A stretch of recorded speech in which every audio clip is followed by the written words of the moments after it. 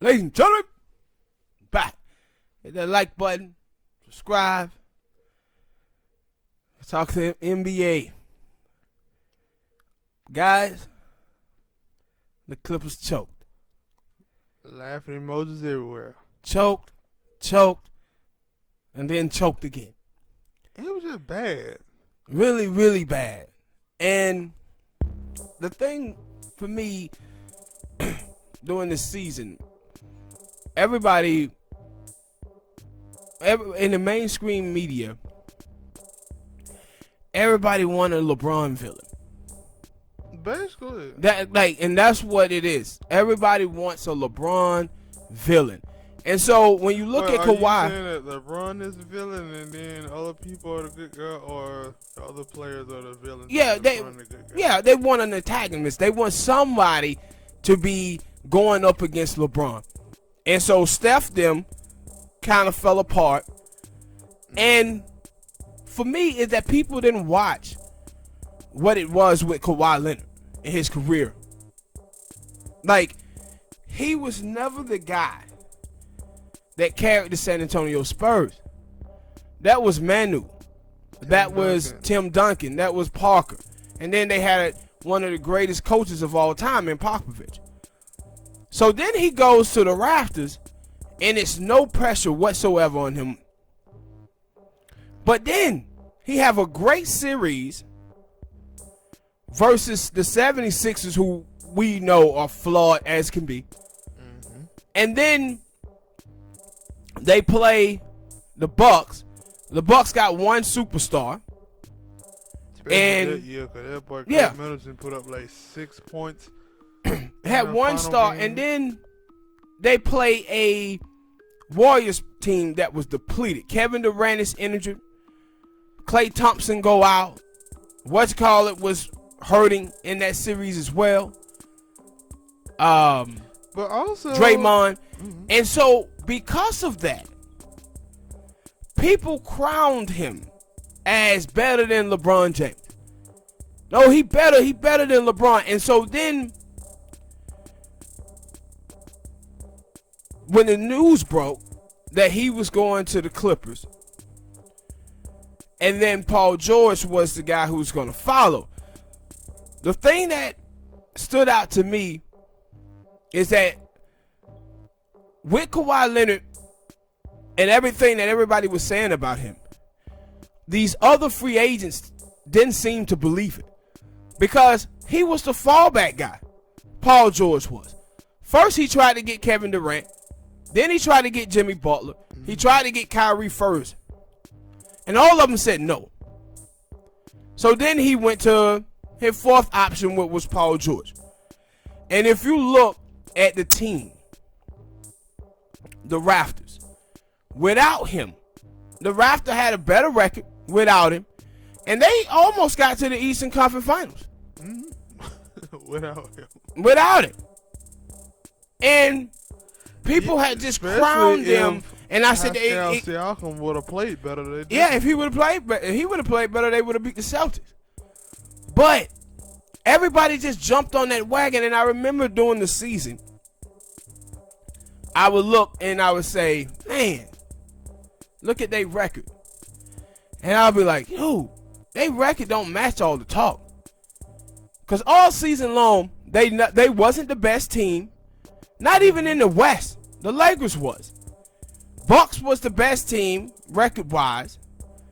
Then you had the Celtics. You had the Raptors. You had the Heat in there. But they had these struggles, and it seemed like everybody just seemed to look past them, because they was like, yeah, but they got these dogs on their team. And I'm like, who? Like, when talked about Patrick Beverly, Russell Westbrook, he said, yo, he got y'all fooled. I believe that. He a decent player, but he's a stud? No. Paul George, if you watch Paul George had a very, very talented team for the Indiana Pacers. He couldn't ever get them over the hump. Then he goes to OKC, hooks up with Russell Westbrook, Carmelo. And just think about Steve all. Adams. Yeah, don't forget to say. Think about all the talent now that CP3 had this team into the playoffs looking really good. Paul George and Melo was on that team with all that talent. And they were getting bounced. By who? Portland. Bounced them. And then Melo leaves.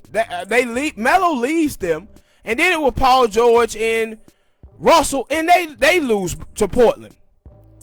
So I was never going to bet on Paul George like that. Never. Kawhi did. But in this thing, like last night, it's like, yo, they didn't score any points in the second half. And that what the it looked two like. dudes who got max deals, max money, it was atrocious. Because I think going into the fourth quarter, I think the game was close. And I think that they had a lead. And then I'm like, yeah, like Clippers. It was a small lead. But then all of a sudden you just start seeing Jokic, Jamal Murray, especially that dude, I think his name is Jakeem Grant or whatever. Mm-hmm. He hit like back-to-back three, and that scores just started to shrink and shrink and shrink. And I was like, uh-oh. Now, when we talk about the next game later with the Miami Heat in Boston, I'll tell you why I knew, like, no, I don't know, this might end up bad for the Clippers. Because I'm like, yo, y'all really got to go on a run. And then as it got to like 8 minutes and something in the fourth quarter, I was like, yo, this Kawhi and Paul George time. Kawhi, he tried. He got the ball off a steal and drove to the hole, and he missed. And then all of a sudden, he was like, oh, I got fouled. And then like the next time they came down, Paul George took a wide open three. He missed. And it was like, these are the shots y'all got to hit. Yeah. Because this team is rolling. And if they rolling and they start hitting threes, y'all gonna lose. Just like you did the last 2-3 games. And it was like, no, they just, and I was completely, like that last 8 minutes, I don't know how many points the Clippers scored. But I damn sure know how many the Denver Nuggets scored a bunch because they won the game. And Yeah. it was just sad. And the thing also is that they, in the press conferences after the game, they're talking about chemistry. I was like, dude. I only heard Paul George say something No, about what's called it said it too. Lou, Oh. the coach, he said it. Doc Rivers. And I'm like, man, y'all was up 3-1. And not only were you up 3-1, but y'all had a 19-point lead, a 16-point lead, and I think a 13-point lead in each of those games, and you guys blew them. Wait, ain't this the first year for LeBron and AD? Yes. Ain't this also the first year for Jimmy Butler and Yes. Miami? So what they talking about chemistry? Yeah. And see, What they talking about chemistry? I never thought that those two players was going to have chemistry because they basically the same player. Play the same position. Yeah, they basically the same player. They body type, everything. I think you would probably say Paul George is supposed to be the better shooter. Yeah, supposed to be a little bit more athletic. But he still needs the ball in his hand. But Kawhi need the ball in his hand too. So who's making? But neither one of those guys are great passers. And then you see that point guard Beverly. He's not either. He's a defensive guy. So who's going to pass the ball and get other guys in? And when you see them, like when you take a guy off the dribble, Kawhi good at taking a guy off the dribble to get his own shot. Kawhi is not good at collapsing the defense though. Just like Paul George is not. Where you take a guy off the dribble, collapse the defense, and then pass the ball out to your shooters on the outside. Neither one of those guys are great at that. But people in the mainstream media, they wanted a LeBron, somebody to go up against LeBron badly.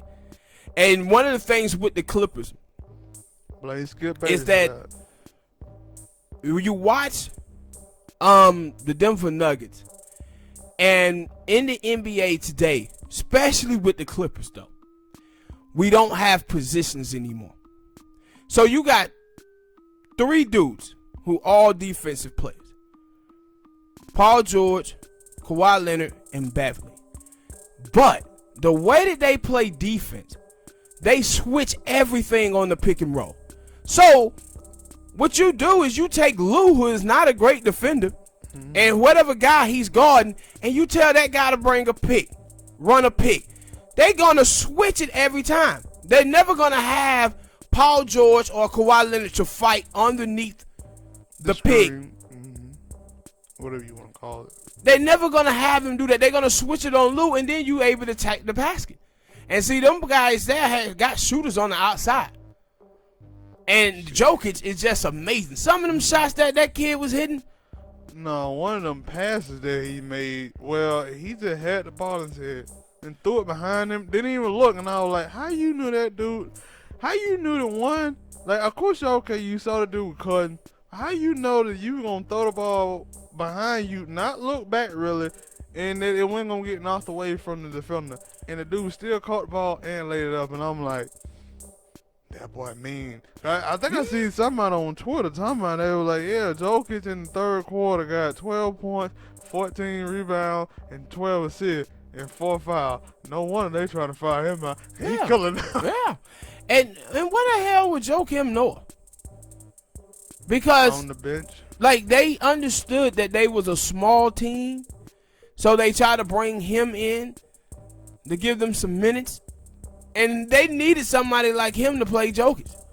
And it was funny because I remember, I think it was before that game, I had seen somebody say that, yo, the third person that Kawhi them are looking to is Montrezl Harrell. They're looking for him to have like 19 points, and I'm like, but yeah, if he got to be down low dealing with Jokic all game, he ain't gonna get that. Yeah, he's gonna be tired as hell Trying to deal with Jokic. And then also on the other end, that Jokic will stop at that 3-point line and shoot.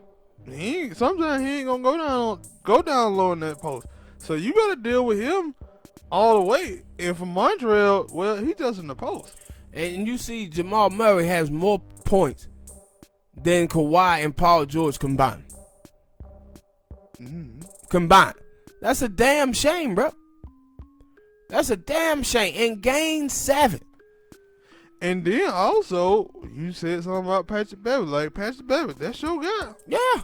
You gotta start. Like, Mr. Lockdown defender. You knew. Because that is the thing that I will say. I think late in that game, they started putting Kawhi on Jokic.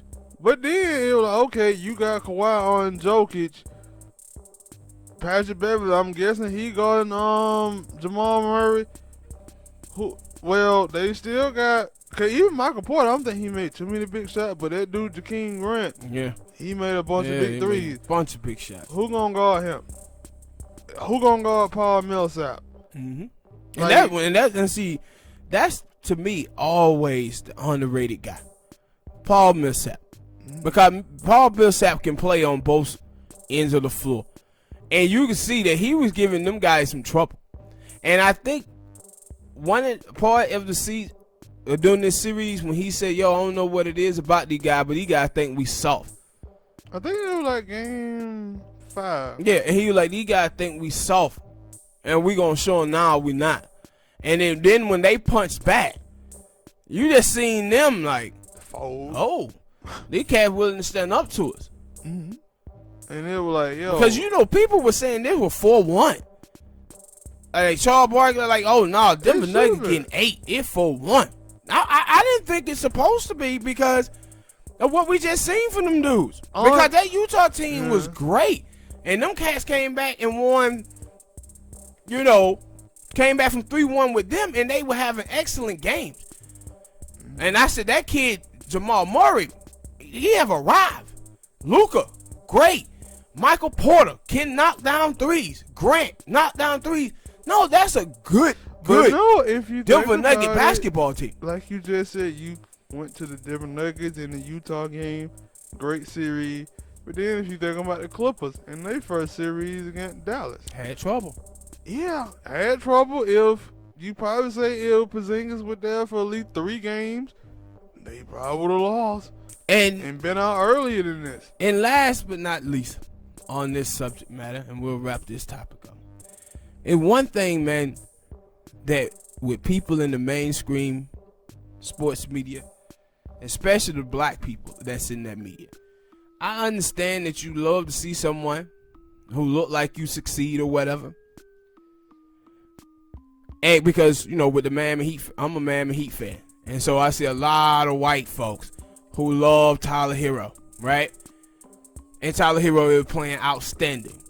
But with black people in the mainstream media, though, I always thought that people like Stephen A. Smith, Skip Bayless, they always overdid Doc Rivers. I said Doc Rivers, at every last one of his stops, first coaching gig, he inherited Grant Hill, Tracy McGrady, and then they had some amazing role players. What happened? Grant Hill didn't play, he was injured, but they still were one of the best teams in the NBA. They played the Detroit Pistons. They was up 3-1 and blew the league. Then he goes to the Celtics. He inherits Kevin Garnett, Paul Pierce, Ray Allen, Rondo. Posey was up there. They had a bunch of other good role players. Now they got a championship. Then they lost to the Lakers, I think that next year. And that's when LeBron headed to South Beach. LeBron beat them, I think, the first 2 years. And then they expanded. KG went to Brooklyn, and Paul Pierce, and he went to the Clippers, Doc Rivers. Inherited who? CP3, DeAndre, Blake Griffin, Sweet Lou. 7 years. Jamal Crawford. They could not get out of the second round. 2015, they blew a 3-1 lead to Houston, to the Houston Rockets. They blew a 3-1 lead. And then they come back here with probably what everybody else was saying, probably the most talented team that he ever had. And they blow a 3-1 lead again. But if you listen to folks in the mainstream, especially black folk, they'll tell you like, nah, man, Doc Rivers is one of the greatest coaches in the league. No, he's not. Like, when you watch the Miami Heat, being a Heat fan, you see games where you say, yo, Coach Spo won that game. Mm-hmm. Making adjustments during the game, putting the guys in position to be successful. I don't see that from Doc Rivers. I never have seen that from Doc Rivers, and I didn't see it in this series. But he done lost multiple times, being up 3-1. See, I didn't know that until last night, and I was like, really? Because like I said, I had heard Dan Lebatov, Holly question, and he was like, yo, if Clipper lose this game, yeah, it's going to be some rumbling about Doc Rivers being fine. I was like, really? And then I seen that second, I was like, all right, go ahead, 5. Yeah. Yeah. Go ahead, 5. I ain't even a Clipper fan, but if I would saw that stat, I would be like 5. And that's the thing, like no adjustments whatsoever. Switching every screen, every pick and roll. And then it was like, yo, you got to put your team in position to be successful. I don't think Doc Rivers do that. I think like his team is all talent. All talent. He had that championship with the Celtics. On paper, they can beat anybody. Yeah. But you got to put it out there on the court. All right, guys. Hit that like button, subscribe, man. Tell us in the comment section what you guys thought about this game. And what do you think about the Lakers in Denver? Because a lot of people was just writing Denver off. And it's like, y'all might not want to. You just did it 2 times. As long as the Lakers say, we ain't going to go up 3-1 because that seems to be their favorite number. Mm-hmm.